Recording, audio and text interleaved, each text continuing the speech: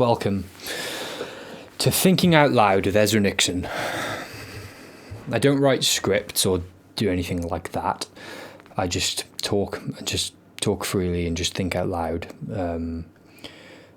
about what's on my mind and kind of what I'm thinking about music. Well, I only really talk about music here on this channel. Music and energy drinks. Now, the magic of music. Music is so crazy. It makes no sense, but yet it makes more sense than anything in the world. The most sense it makes, somehow. If you have an octave,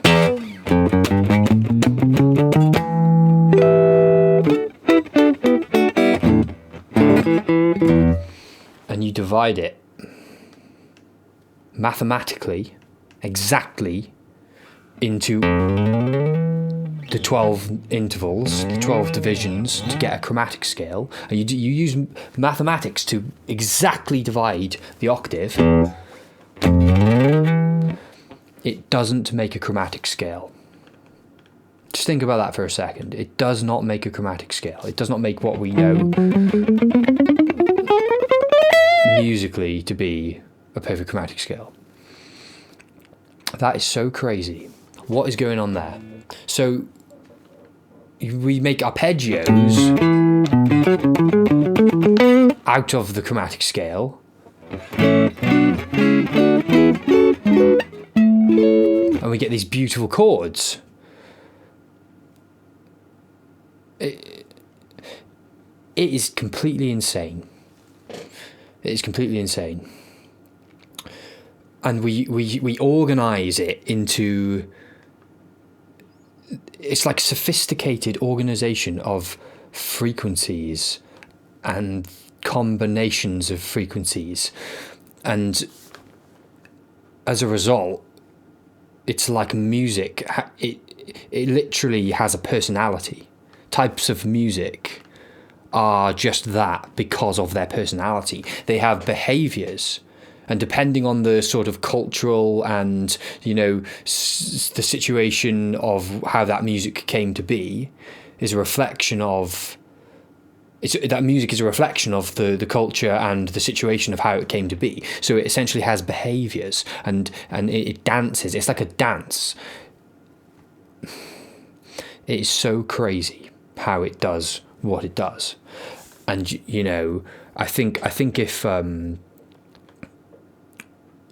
you're a talented improviser and you're kind of like a jazz musician or a great blues player,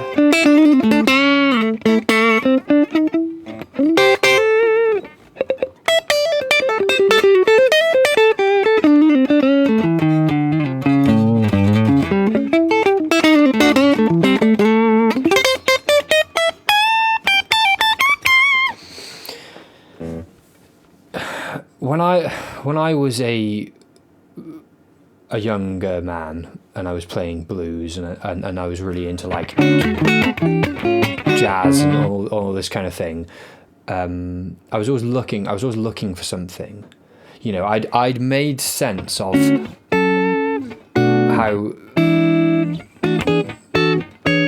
how music functioned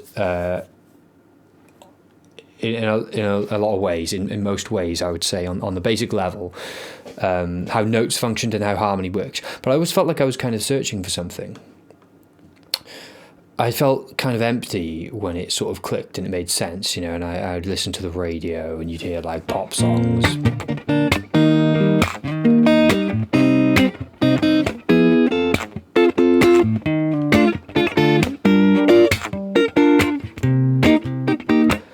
Hear these chords and you'd be like, oh well, they're just the degrees of this key, they're just a few chords that have been taken from this key signature or whatever, and it kind of left me feeling a bit hollow, and I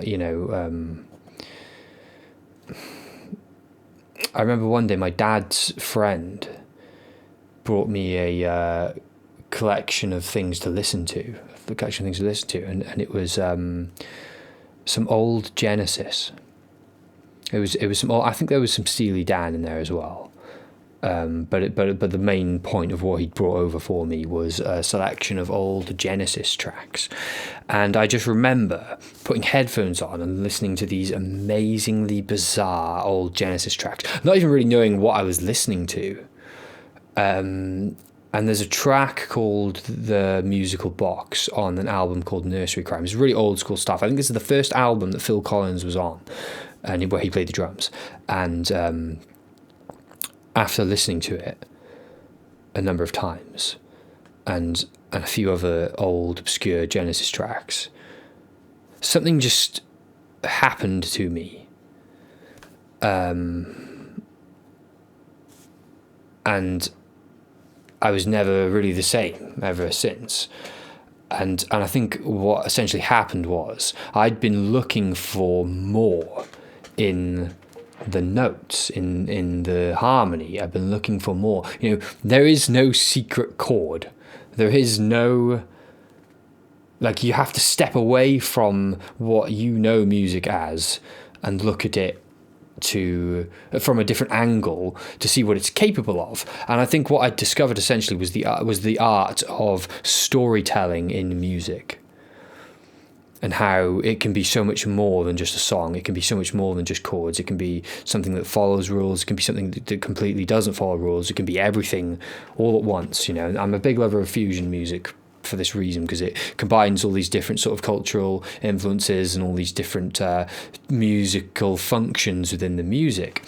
And so I'd realised that what I was looking for was the story in the music, was this connection between what the music is capable of and some kind of journey that it goes on. Essentially, the epiphany I had was I hadn't even thought about analysing the music.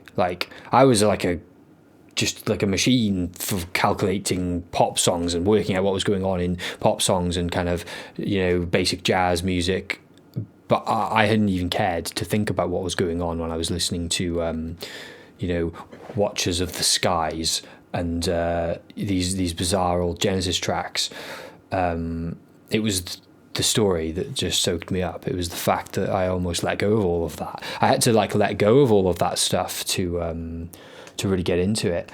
And yeah, it just changed everything. I went on this really bizarre sort of tirade through music, and I'd become completely obsessed with all this old obscure progressive rock music, all the way to the albums no one's ever heard. I've ripped through all of it, the Italian stuff, the British stuff, some of the South American stuff. I became a massive lover of essentially experimental music, and that led me on to classical music, and then I spent years listening to great pieces of classical music, like Liszt's Sonata in B minor.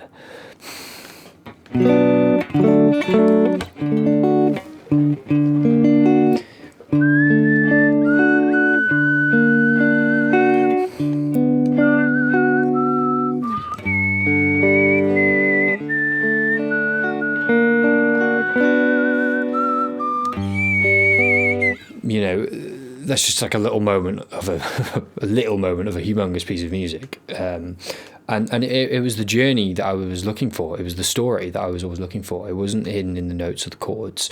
I listened to classical music, and I've become a fanatic of great classical music, despite not being a classical musician. I play the piano and I can kind of read music on a very basic level, and I've learned some very simple bits of Mozart, and I've dabbled with it and that sort of thing.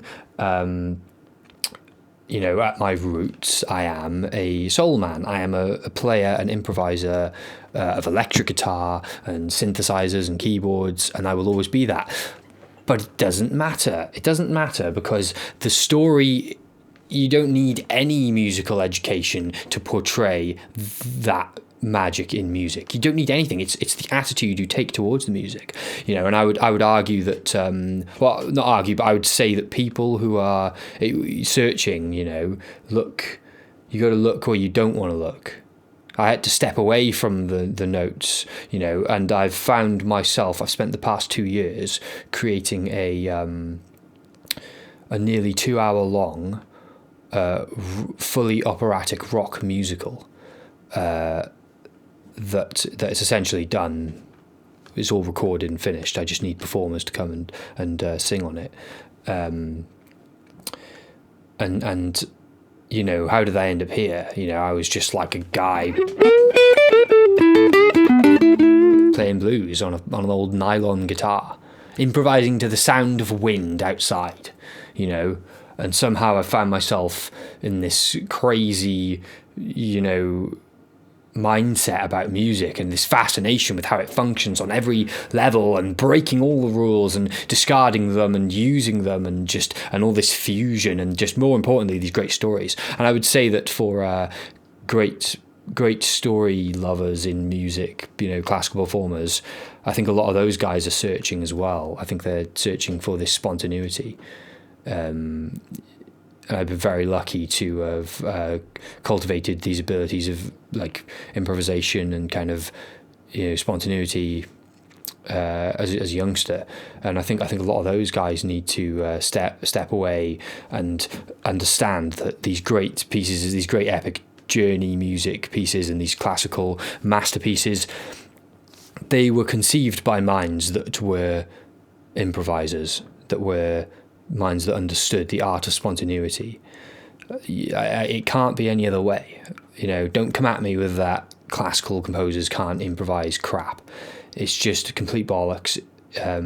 Beethoven would have literally ripped the piano a new arsehole improvising on it. He would have completely lit that thing on fire with his fingers. Mozart, there's tales of them all doing it, and it's funny because a lot of these guys weren't even liked in their day. They were disliked by the industry, by the people who were trying to preserve the tradition. And the same people today that shun new things in the traditions of classical music were the same people who I believe would have shunned Mozart in his day, because he was a free spirit and he was a soul man. He was a soul man, and so that's about it really. What are you searching for? What with music now specifically? What is it that you're searching for? Peace.